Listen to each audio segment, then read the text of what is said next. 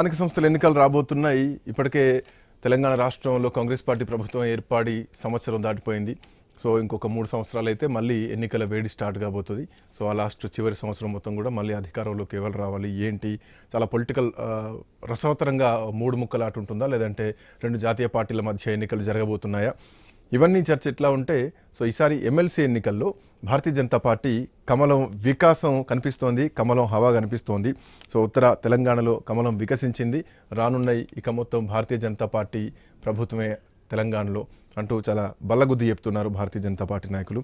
దీంతోపాటు కంబోజ్ వెంకటేశ్వర్లు గారు, బీఆర్ఎస్ పక్కకు తప్పుకోవడానికి బలమైన కారణం ఏమిటి అంటే, బీజేపీ బీఆర్ఎస్ ఒప్పందంలో భాగంగానే ఈ ఓట్లు ట్రాన్స్ఫర్ అయ్యాయి భారతీయ జనతా పార్టీకి అన్నది ఇక్కడ ఒక మాట కాంగ్రెస్ పార్టీ నాయకుల నుంచి వినిపిస్తోంది. సో మీరు గుంభనంగా ఆలోచిస్తున్నారు, గుంభనంగా అన్ని చూస్తున్నారు. నిరుద్యోగుల విషయంలో బీఆర్ఎస్ పార్టీ ఎందుకు స్టాండ్ తీసుకోలేదు, ఉద్యోగుల విషయంలో బీఆర్ఎస్ పార్టీ ఎందుకు స్టాండ్ తీసుకోలేదు, పట్టభద్రుల విషయంలో ఎందుకు స్టాండ్ తీసుకోలేదు. సో వ్యతిరేకత లేదనుకున్నారా, లేదంటే ఇంకా బీఆర్ఎస్ పార్టీ పైన అదే వ్యతిరేకత ఉందనుకున్నారా, ఎందుకు తప్పుకున్నారా అన్నది ఒక క్వశ్చన్ ఇప్పుడు కనిపిస్తోంది. సో ఇది ఒక ఒప్పందంలో భాగంగానే క్విడ్ పోక్రో. గుడ్ ఈవినింగ్ ఐన్యూస్ ఛానల్ వ్యూవర్స్కు అండ్ తోటి ప్యానల్ మెంబర్స్కు. ఇప్పుడు మా అన్న గంగాపురం గరేడ్ అన్న చాలా ఆశతో ఉన్నాడు, ఇంకొక 3-4 ఏళ్ళ తర్వాత గవర్నమెంట్ ఫామ్ అవుతుందని. ఆ ఆశ అవుతుందా కాదా అనేది సరే వాళ్ళ పార్టీ వాళ్ళకి వదిలేద్దాం. ఇక్కడ ఎమ్మెల్సీ ఎలక్షన్ ప్రభావం ఎలా ఉంటుందంటే, లోకల్ బాడీ ఎలక్షన్ స్థానిక సంస్థల ఎమ్మెల్సీ డిఫరెంట్ ఉంటుంది, గ్రాడ్యుయేట్స్ ఎమ్మెల్సీ డిఫరెంట్ ఉంటుంది, టీచర్స్ ఎమ్మెల్సీ డిఫరెంట్ ఉంటుంది. మొన్న జరిగినటువంటి 2 టీచర్స్ ఎమ్మెల్సీలు, ఒకటి గ్రాడ్యుయేట్ ఎమ్మెల్సీలో ఒకటి శ్రీపాల్ రెడ్డి గారు గెలిచారు, ఒకటి మల్క కుమరయ్య గారు గెలిచారు, ఒకటి అంజిరెడ్డి గారు గెలిచారు. దీంట్లో గౌరవ రేవంత్ రెడ్డి గారు దగ్గరుండి బీజేపీని గెలిపించుకున్న సూచనలు కనపడుతున్నాయి. ఎట్లా కనిపిస్తున్నాయంటే, ఆయన మహారాష్ట్ర వెళ్ళినా అక్కడ ఓడిపోయింది, ఢిల్లీకి వెళ్ళినా అక్కడ ఓడిపోయింది. మహబూబ్ నగర్ ఇన్ఛార్జి ఉన్నా మహబూబ్ నగర్లో లోకల్ బాడీ మేమే గెలిచినాం. మొన్న మల్కాజ్గిరి ఎంపీగా ఆయన ఇన్ఛార్జి ఉండి అక్కడ కూడా ఓడగొట్టుకున్నాడు.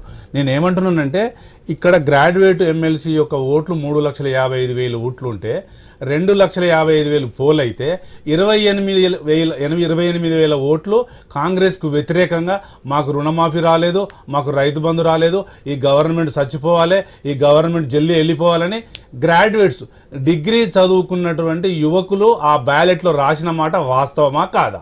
ఇంకొక అంశం, ఇలా బీజేపీ గెలవడానికి కారణం ఏంటంటే, బీజేపీ గెలిచిందా, క్యాస్ట్ గెలిచిందా, డబ్బులు గెలిచిందా అని మనం ఆలోచన చేయాలి. ఎందుకంటే అక్కడ ఏమైనా పువ్వు గుర్తు లేదు, లేదా కారు గుర్తు లేదు, అక్కడ చేయి గుర్తు లేదు. 1, 2, 3 ఉంటుంది. First priority, second priority, third priority. అట్లా అనుకుంటే మేము ఎందుకు నిలబడలేదంటే, పోయినసారి కూడా జీవన్ రెడ్డి గారి మీద గౌరవ కేసీఆర్ గారు మేము నిలబెట్టలేదు, అప్పుడు నిలబెట్టలేదు, ఇప్పుడు నిలబెట్టలేదు. ఓకే, మేము మహబూబ్ నగర్లో మా ఎమ్మెల్సీ గెలిచిండు. మొన్న వరంగల్ ఎమ్మెల్సీ గత 8 నెలల ముందు నిలబడ్డప్పుడు మా రాకేష్ రెడ్డి గారు కూడా జస్ట్ 4,900 ఓటుతో ఓడిపోయాడు.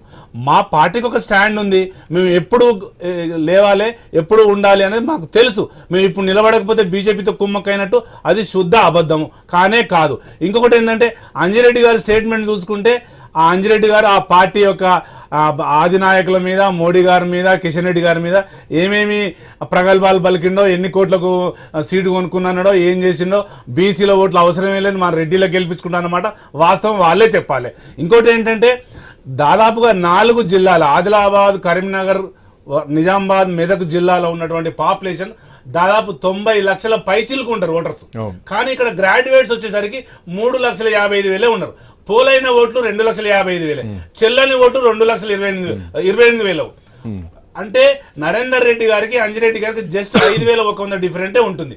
అంటే ఒకవేళ మేము నిలబడితే ఆ 3 చిత్తుగా ఓడిపోయేది. అంటే మా కేసీఆర్ గారు ఇప్పుడు ఎందుకు మనం ఓపికతో ఉందాం, మనం గవర్నమెంట్ ఏం చేస్తుందో ఆలోచించి నిలబడదాం. బట్ మీకు ఎప్పుడు ఎన్నికలను స్కిప్ చేసిన చరిత్ర లేదు టీఆర్ఎస్ పార్టీకి. బై ఎలక్షన్స్ ఉంటే ఒక ట్రబుల్ షూటర్ లాగా పోయి ఎన్నికలను ఢీగొట్టినటువంటి బీఆర్ఎస్ పార్టీ ఓటమి తర్వాత అసలు కనీసం కనిపించకుండా పోవడం, ఫామ్ హౌస్ కే పరిమితం కావడం, ఎన్నికలు వచ్చినప్పుడు కూడా ఎన్నికల బరిలో లేకపోవడం, ఈవెన్ లోక్సభ ఎన్నికల్లో కూడా మీకు 0 వచ్చినా కానీ కేసీఆర్ బయటకు రావడం జరిగింది. సో ఈ వ్యతిరేకతను మొత్తం మీరు క్యాష్ చేసుకోవడానికి చాలా అవకాశాలు ఉన్నాయి. అంటే నేను ఏమంటున్నానంటే, కొంత టైం ఇద్దాము, మనకు ఓట్ బ్యాంక్ క్రాస్ కావట్లేదు, దాంతోనే మేము ఆగినాం తప్ప మేము ఎక్కడ పారిపోలేదు. జీవన్ రెడ్డి గారికి లాస్ట్ టైం ఎలక్షన్ లో మేము బీఆర్ఎస్ పార్టీలో మేము ఎవరిని క్యాండిడేట్ నిలబెట్టలే. ఎప్పుడో 2003 నుంచి ఆర్ సత్యనారాయణ గారు నిలబడ్డారు, దాని తర్వాత నరదాసు లక్ష్మణరావు గారు నిలబడ్డారు, దాని తర్వాత స్వామిగౌడ్ గారు నిలబడ్డారు. జీవన్ రెడ్డి గారు ఎమ్మెల్సీ లాస్ట్ టైం ఉన్నప్పుడు మేము నిలబడలేదు. మా పార్టీ ఉన్న తర్వాత కూడా మేము నిలబడలేదు. ఎందుకంటే దానికి ఒక స్టాండ్ ఉంటుంది, ఒక మంచి వ్యక్తి కావాలి, అది పెద్దల సభలకు వెళ్ళాలి, పెద్దల సమస్యలు తీసుకుపోవాలి. ఇప్పుడు 310 ఉంది, 317 మీద చాలా రభసగా ఉంది. ఆ 310 గురించి రేవంత్ రెడ్డి గారు ఫస్ట్ మేనిఫెస్టోలో ఇచ్చినటువంటి కాంగ్రెస్ మేనిఫెస్టో దాని గురించే మాట్లాడాలి. ఇప్పుడు ఇలా మొత్తం 5 DL బంద్ ఉన్నాయి, 5 DL ఇయ్యలేదు. అంటే కాంగ్రెస్ పార్టీ చతికిల పడిపోయింది మొత్తం ఇక్కడ. అంటే నేను ఏమంటున్నానంటే రేవంత్ రెడ్డి గారు బీజేపీకే ప్రచారం చేశారు. కాంగ్రెస్ పార్టీ చతికిలబడిందా? రేవంత్ రెడ్డి బీజేపీకి ప్రచారం చేస్తారా? లేదంటే మీకు కావాలనుకుంటే ఓటేయండి, లేదంటే మీకు నచ్చిన వాళ్ళకి ఓటేయండి అనేటువంటి కామెంట్లు కూడా ముఖ్యమంత్రి చేసిండి ఎన్నికల ప్రచారం. అట్లా చేయొచ్చా అంటున్నాను నేను. ఆఫ్ కోర్స్ చేయొచ్చా అంటే కాంగ్రెస్ పార్టీ దగ్గరుండి దగ్గరుండి ఓటు వేస్తే ఏంటి, లేకపోతే ఆస్కారం లేదు. ఒక గౌరవప్రదమైన ముఖ్యమంత్రి, కాంగ్రెస్ పార్టీ ప్రతినిధి, ఈ రాష్ట్రానికి ముఖ్యమంత్రి, అన్ని 4 జిల్లాలలో 4-5 మినిస్టర్లు, 25 మంది ఎమ్మెల్యేలు, ఒక ముఖ్యమంత్రి ప్రచారం చేసి ఏం గెలిపించుకోకుండా మీరు ఓట్లు వేసినా వేయకున్నా మాకేం ప్రాబ్లం లేదంటే గ్రాడ్యుయేట్ ఎమ్మెల్సీ ఆలోచన చేసి మీకు కర్రుదాసి వాళ్ళతో పెడుతుంటే అట్లనే పెట్టారు వాళ్ళు. ఇంకో దీని తర్వాత జరగబోయేది ఒకటి కూడా ఇక్కడ ఆలోచించాలి. సరే మీరు ఎన్నికలు పక్క తప్పుకున్నారు, నెక్స్ట్ స్థానిక సంస్థల ఎన్నికలు ఉన్నాయి. ఈ ఎన్నికల పరిస్థితి ఏంటి? గ్రామ పంచాయతీ ఎన్నికల పరిస్థితి ఏంటి? అక్కడ బీఆర్ఎస్ పార్టీ యాక్టివ్ గా ఉంటుందా, లేదంటే అక్కడ కూడా మళ్ళీ పక్కకు తప్పుకుంటుందా? ఇప్పటికే బండి సంజయ్, భారతీయ జనతా పార్టీ నాయకులంతా ఏకధాటిగా చెప్తున్నారు, రాబోయేది మొత్తం కూడా కమలం పార్టీయే, కమలం హవా. ఉత్తర తెలంగాణలో వికసించినాం, ఇక తెలంగాణ మొత్తం గ్రౌండ్ గ్రామం కూడా పోతాం అని చెప్పేసి చాలా ఘంటాపథంగా చెప్తున్నారు. నేను ఏమంటానండి సార్, ఇప్పుడు మనం గౌరవ రాజేందర్ రెడ్డి గారు, మన ఈటల రాజేందర్ గారు మాట్లాడింది, కిషన్ రెడ్డి గారు మాట్లాడింది, బండి సంజయ్ గారు మాట్లాడింది, పరిణామంలో తీసుకుంటే వాళ్ళు వాస్తవాలు మాట్లాడలేదు. మీ పార్టీ సభ్యత ఎంత, మీ పార్టీ వార్డు మెంబర్లు ఎంత, మీ పార్టీ సర్పంచ్లు ఎంత, 140 మున్సిపల్ కార్పొరేషన్ల మీ జెండాలు ఎన్ని ఎగిరినాయి, 132 కార్పొరేషన్ల 130 టీఆర్ఎస్కి ఇప్పటి వరకు ఉన్నాయి కదా. మాకు 7 కార్పొరేషన్ల 7 మా చేతుల్లోనే ఉన్నాయి కదా. 600 పై మండల చిలుకులు, 600 ఎంపీపీలు, మీకు ఒక్క ఎంపీపీ అని ఉన్నదా? ఎక్కడో పై చిలుకు 1-2 తప్ప మీకు సర్పంచులు లేరు, వార్డు మెంబర్ లేరు, మీకు సభ్యతలు. ఇప్పుడేదో మీరు బలుపును వాపనుకుంటున్నారు, అది మీరు గ్రహించాలి. నేను ఏమంటుంటే ప్రజాస్వామ్యబద్ధంగా మీ ఎమ్మెల్సీలకు ఎవరు గెలిచిరు మేము స్వాగతిస్తాం. కానీ మీకు అక్కడ మీకు గ్రామ స్థాయిలో గ్రామ కమిటీలు లేవు, మీకు మండల కమిటీలు లేవు, మీకు ఎంపీపీలు లేవు, జడ్పీటీసీలు లేవు, కార్పొరేటర్ లేరు, కౌన్సిలర్ లేరు. నెక్స్ట్ మీరు వేయబోయేటువంటి కమిటీలు, హరీష్ రావును ముందు పెట్టి మీరు వేయబోయేటువంటి కమిటీలన్నీ స్థానిక సంస్థలు, గ్రామ పంచాయతీ ఎన్నికలలో ఖచ్చితంగా మళ్ళీ జెండా ఎగరేస్తాం అన్నది 100%.